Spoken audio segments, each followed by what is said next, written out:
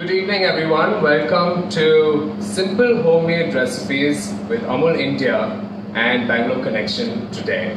I'm Priyank Sukanan and I'm a pastry chef and I'm also the executive chef of Bangalore Connection 1888. We're a revival of a 97-year-old bakery that my great-great-grandfather started in 1888. And I'm here today in 2020 and bringing back those old recipes. And I'm also here today to share with you one of those recipes that was passed down for 4 generations. So now it's your chance to learn something new. So we're going to be learning how to make the coconut and cardamom shortbread cookies. The most important ingredient, of course, is the coconut. So you need, in total, you will require 128 grams of coconut. And then you also require the most important ingredient, which is Amul butter. So Amul butter, you need 230 grams, and you need also 200 grams of caster sugar. You'd need 2 grams and 2 grams of a pinch of salt, and then 2 grams of baking powder, 2 grams of baking soda, refined flour, desiccated coconut, milk as just to work with the consistency, and I'll show you how that happens, and vanilla essence, and then cardamom powder. Now of course, why we add cardamom powder in our shortbread is to give it that Indian taste. Of course, we've known that Indian halwai and also Indian confectionery, we always have cardamom being used everywhere. So we're trying to sort of recreate that same taste and sort of create the same vibe with the... So let's start with the butter. So we cream the butter. So your best option is to chop the butter into dices. Wings here.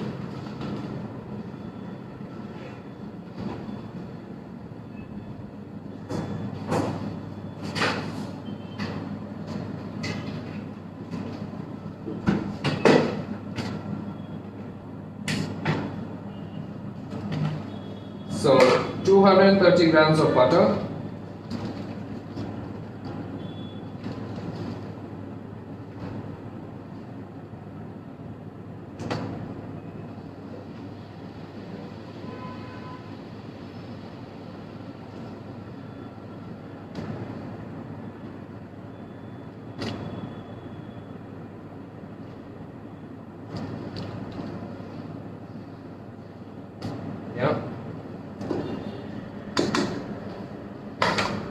You take the next is your sugar. So you always cream butter and sugar together.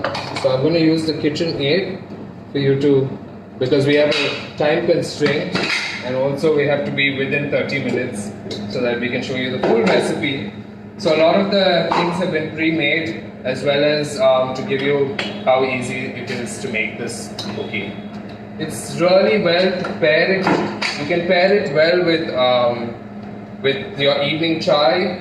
It goes well because if you're not having a masala chai, cardamom in the cookie will really help add to that.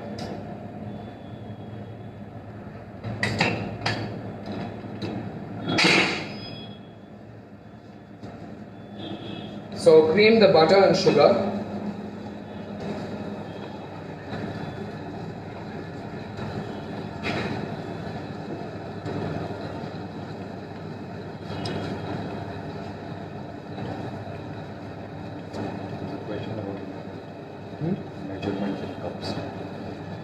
You can find a chart to answer the question for someone who asked about the measurements to cups. There's a chart online. It's called you can convert it to cups. There's a different system. There's a metric system with the UK as well as the US. So you can always convert grams to cups. But I always suggest with baking especially, it's not just an art, it's also a science, and it's very important if you could just buy a weighing scale online, and it will really help you, because everything is a formula and everything has a proportion to it. So after we cream the butter and the sugar, we're going to add the desiccated coconut. You can find these in your store, in your local supermarket as well.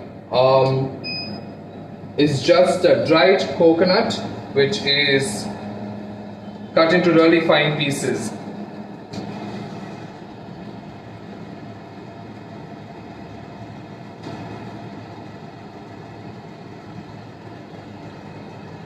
You can now add your baking powder and your baking soda to your flour.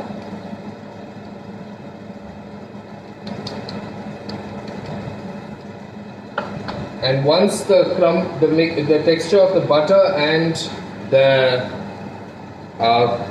butter, the sugar and the desiccated coconut looks a little crumbly and is sort of coming together, you can stop the mixer and add your dry ingredients, which is your flour, your baking powder and baking soda.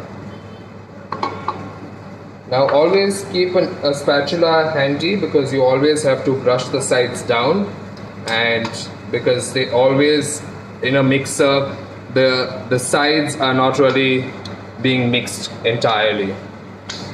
And when you put dry ingredients like flour, always start on a slow speed.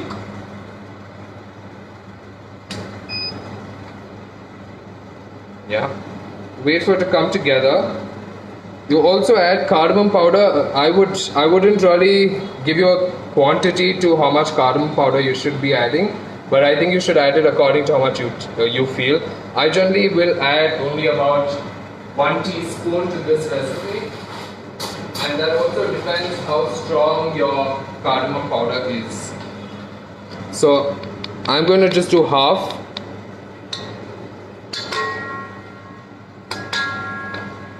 Yeah. Now, if you notice the mixture is really crumbly, it's really important that you should, we need something to bring it all together. So that's when you add milk. It's to adjust the consistency, and because it's an eggless recipe, we don't have the binding factor of an egg here to bring it all together. We're going to use a little bit milk.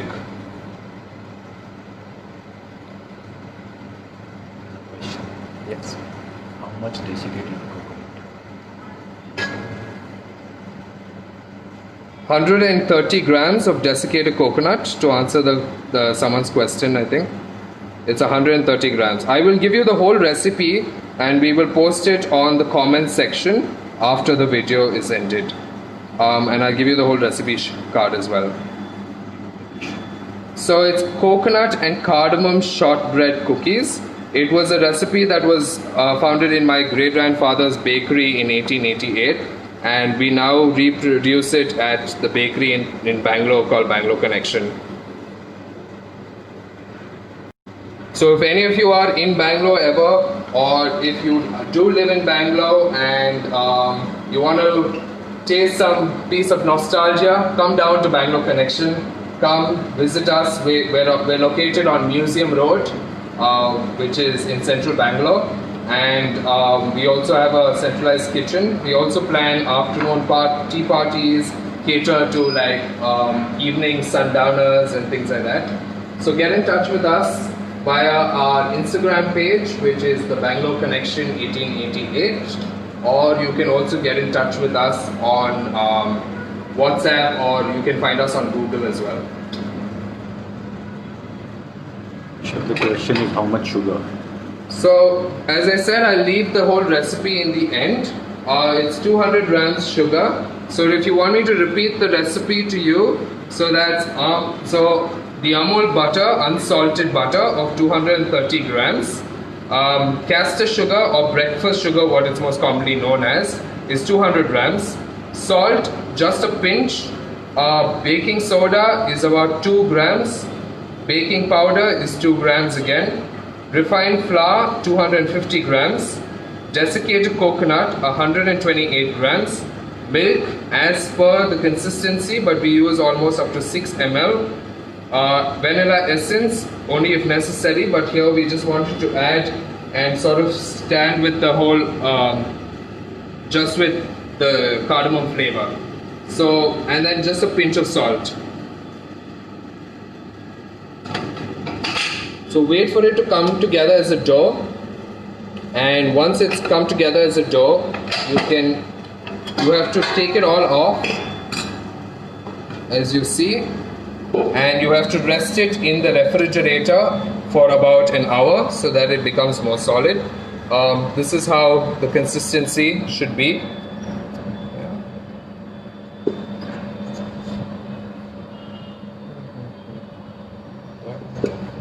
And so just to make it a little more interesting for you all, and also to make sure we keep up with the time, we've already rolled. So just to keep it a little more, make sure that we keep within time, we've already rolled it out. So we generally in the store we have a 30-gram limit on each cookie rolling. So it's about 25 grams to 30 grams.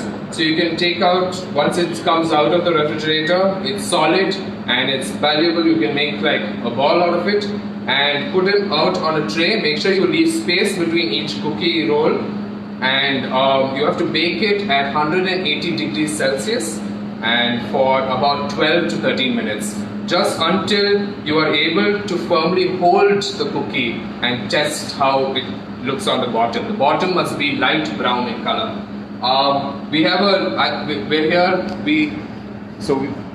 We're going to put this into the oven.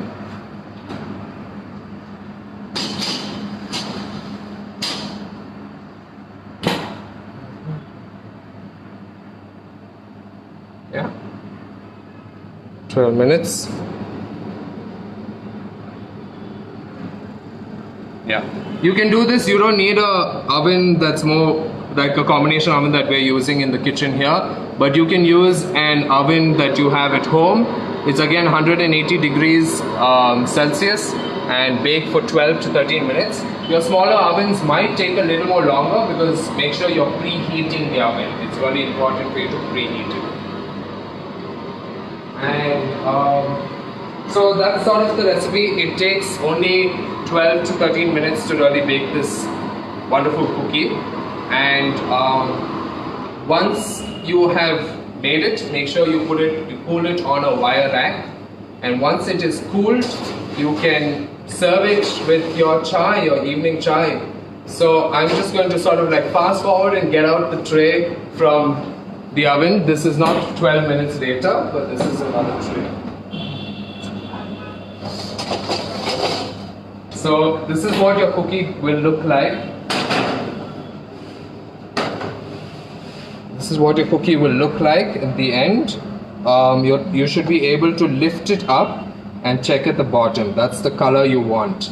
Not too brown, not too dark. We don't want it to be burnt, but that's basically it. And you should be able to see the cracks on the top. That's caused because of the desiccated coconut and the butter.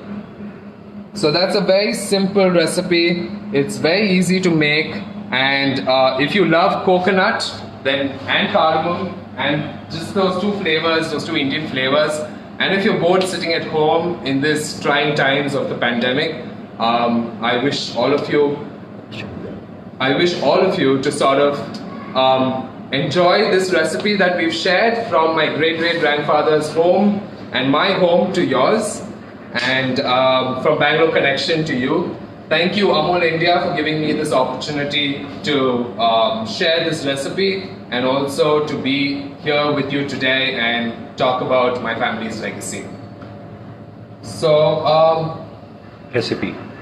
I will post the recipe on the comment section with all of the ingredients, so you don't have to worry. And if any of you have a doubt, you can always reach out to us on Instagram. We're Bangalore Connection 1888 for the year that my great-grandfather founded his bakery. So The question, chef. yeah. Can we make without oven or with kadai or cooker? There are a lot of options online. You can use the cooker as well as you can create. So the whole idea of the cookie is creating an oven space which is hot air in one area. So you can use cookers and you can also use kadais and all of that. But I'm not really sure exactly as to how you're going to get to doing that. But I think there are a lot of recipes online that will help you use alternative cooking methods. One more question, chef. Can I use atta instead of maida? I would suggest not, because the only problem here is we already have reduced one really important ingredient when it comes to cookies. There's a reason why and one of those most important ingredient is the egg. We need something to sort of bring it all together. There are other options for this particular recipe that you can use atta, but we also suggest that you still have to add a little bit flour. Yeah, I think we are getting good set of questions about recipe, about the name of the recipe and the ingredients. So my great-grandfather, I don't know what he called it, but I call it the cardamom and coconut cookies, and it's one of our best sellers at the Bangalore Connection 1888. We have 12 different shortbreads, and this is one of it. And now the recipe is public, and it's from our home to yours. Thank you so much for letting me share this story as well as this recipe with all of you. I hope you all stay safe, stay indoors, and stay at home and try and make these wonderful recipes. Once again, thank you.